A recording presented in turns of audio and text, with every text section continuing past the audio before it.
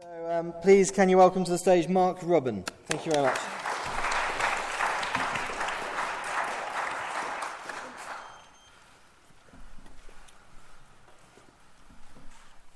Good afternoon.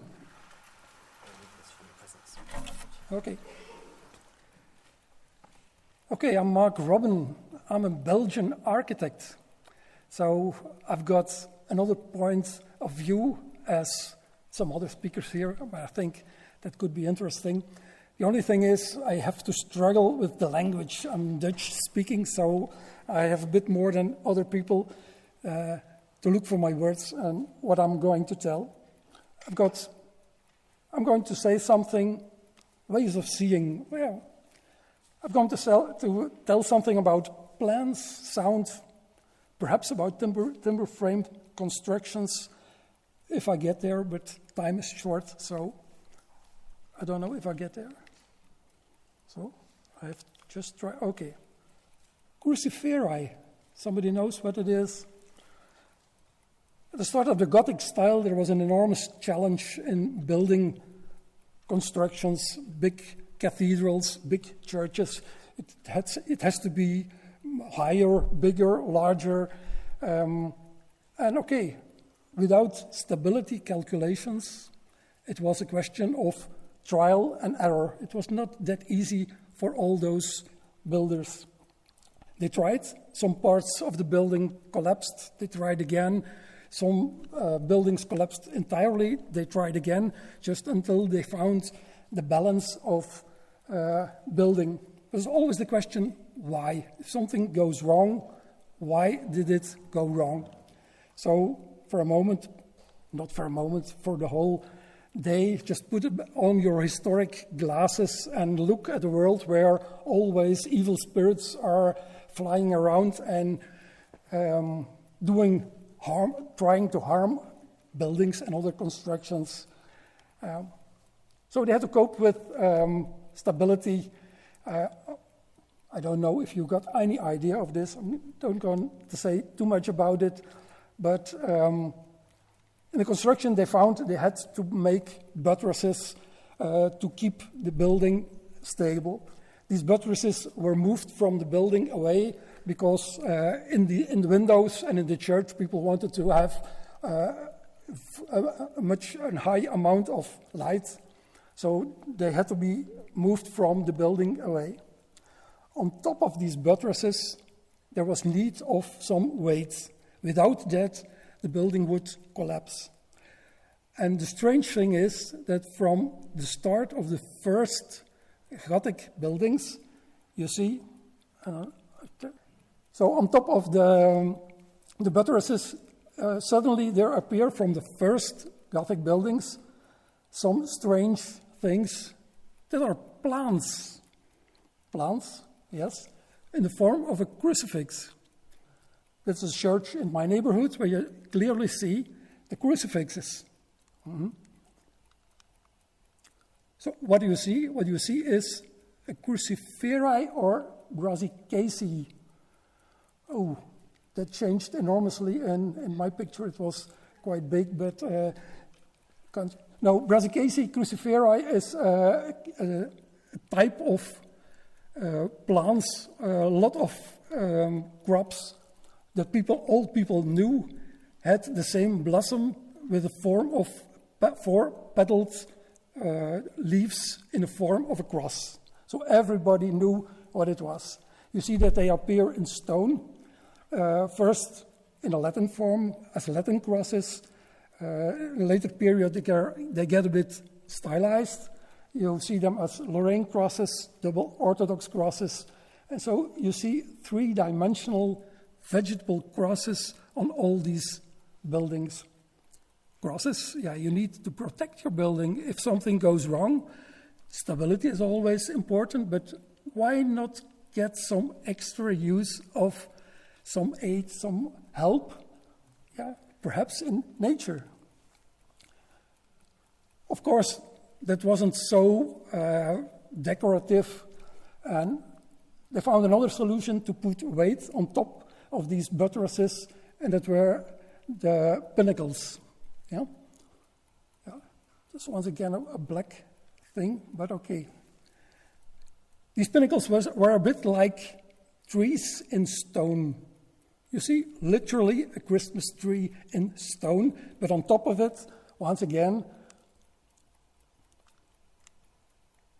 I'm struggling with the thing here. You see, once again, cross flowers on top of these pinnacles. So when you live in an agricultural society, and you combine the power of nature and the ultimate Christian symbol being a cross, you get magic squared. Why not protect your building? Villard de Honnecourt was one of the persons who made the first sketches of these buildings. He drew the pinnacles, but on top of them he saw crosses. There were cross flowers, but he drew crosses. This is a thumbnail I found in the Grand Towers of Rohan, where you see, where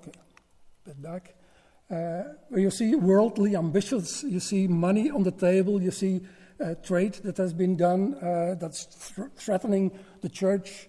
You see fire devastating, threatening waves, devastating fire, and the enemies of the church trying to pull down the pinnacles.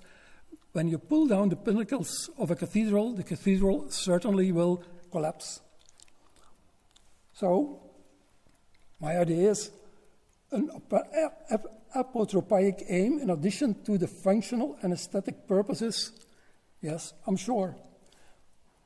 For me, the question is more not was it in origin apotropaic, yes or no.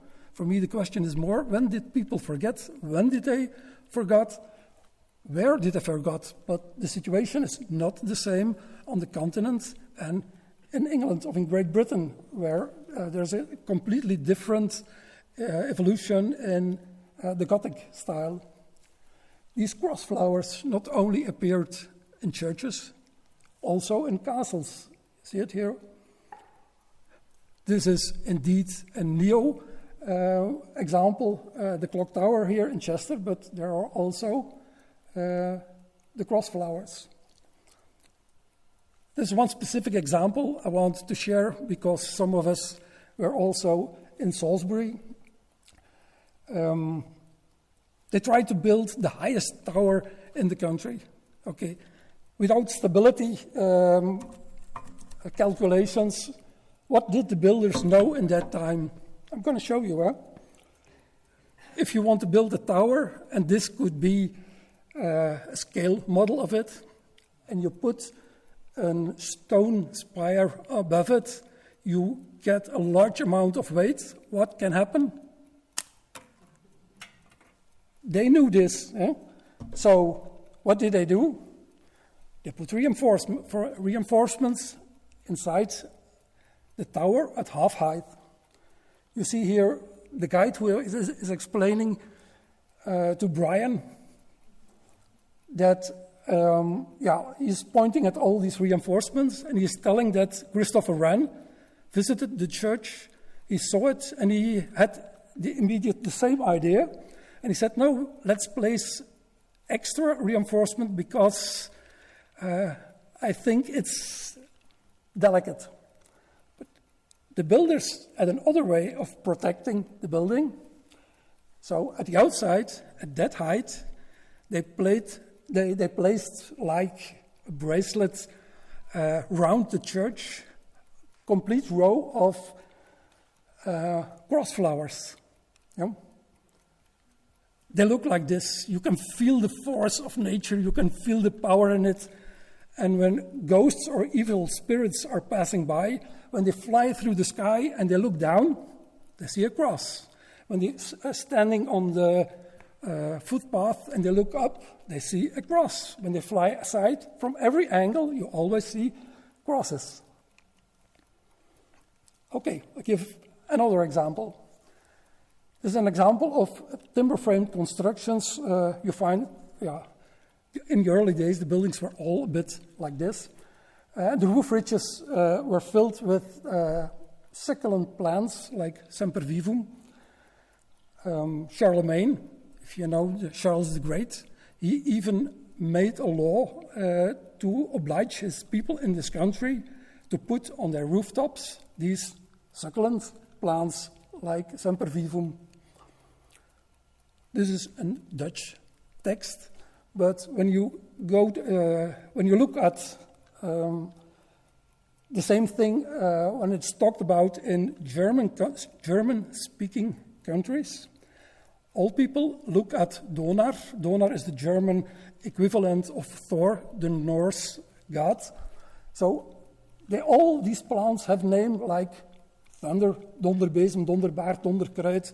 It's all referring to Donar. When you go to French countries, people look at Jupiter. So the same flowers are called Jupiter's beard, Juovis barba. So when you see an English text, in England we've got both influences. So people see or Thor or the Roman Jupiter. It's all the same, but they refer to these plants as being apotropaic. And when these plants flourish, they look like this. I give two examples of classical roofs. When you see the roofs flourishing, they look like this. But these constructions are very susceptible to fire, so they are changed into stone. And then you see constructions like this. Isn't it a bit logic to think we're going to copy that idea into stone? And when you look quite well, you see that there are cross flowers in this example too. I give some examples here in England. This picture isn't that good, but you see the roof edge. There's also an X mark there in the gable in masonry, but this is the other side of the same church where you see better the roof edge, where you see 3 diamonds on the porch. It's not accidentally that there are 3 diamonds there in the porch. We already saw diamonds in Dublin. It's not a coincidence, it's a coincidence. Another example, Stamford Bishop, Lillis Hall, you see the same, and you see X marks in the roof also. Same idea. You've got to protect the building. Suffolk, Newborn, same roof things. And also here also some X marks, some diamonds. I looked around here in town, and you find dozens of these marks that are all have decorational outside. They're put there for decorational reasons. But these older ones are not the same as the ones you see here in Chester. They are a bit different. But okay, these clay ridges come into an industrial production, and of course people going to forget why the form is there. You can choose in a catalog, I want this or I want that one. It's like people forget. My question is not was that in origin apotropaic? My question is, when did they forget? But even in that example, you see still a lightning rod that's part of the product. So what I said, when or where did people forget? Lincoln, just one example, Lincoln Cathedral is decorative, of course it is. But if I should show all the elements that could have an apotropaic origin, they're everywhere. So I think there still be, if you build a cathedral like that, you can every help you can get against these evil spirits is welcome. I tell something about sound, just because this example shows that some examples are multifunctional. It's not, things are used for multiple reasons. everybody, I think you know, these wind chimes. When the wind blows through it, they tinkle and they chase away evil spirits. In France, they got a lot of potteries where you get these on your rooftops. Most of them are decorational, I agree. But Eugène Viollet-le-Duc, he made an encyclopédie médiévale, and he drew a lot of things, examples, where you've got hollow elements with holes in it. So when the wind blows through, they give a whistling sound. Yeah, why? Just to chase away evil spirits. Of course, church bells are the classical example, but the nice thing about church bells is that there are written things on the bells. So, give one example of France, a clock in France, there is written Vade retro Satanas. It's a spell that is used in exorcism to chase away Satan. Of course, that's clear. The other example is in Dutch. It's in a church in my neighborhood. Quintinus is the saint that's protecting the church. But the bell says, al zoverre men mij horen zal, wilt God bewaren overal. Translated, everybody who can hear the sound of the bell will be protected by God. Mm-hmm. This is a classic example in Latin where the inscriptions are Laude Deum Vero, Pestem Fugo. In English, I praise the God, I mourn the dead, but also I chase the plague, I break lightning. Just this example to give the idea that a lot of these things have multiple functions. Mm-hmm. And okay, once again, the tradition is not the same on the continent of in Great Britain. When Britain got his schism, there were laws that rejected the belief that clocks would chase away evil devils. Okay. Although, my question is, did the normal people, the common people, did they follow that idea? Yes and no. When did they forget? I'm not sure. Huh? But on the continent, in Catholic regions, this belief lingered on much longer. I've got still some time. I think so. Timber frame constructions. The tradition is also different everywhere, but this is a typical timber-framed construction. When you look at it as an architect at it, these beams are the wind bandages, the braces.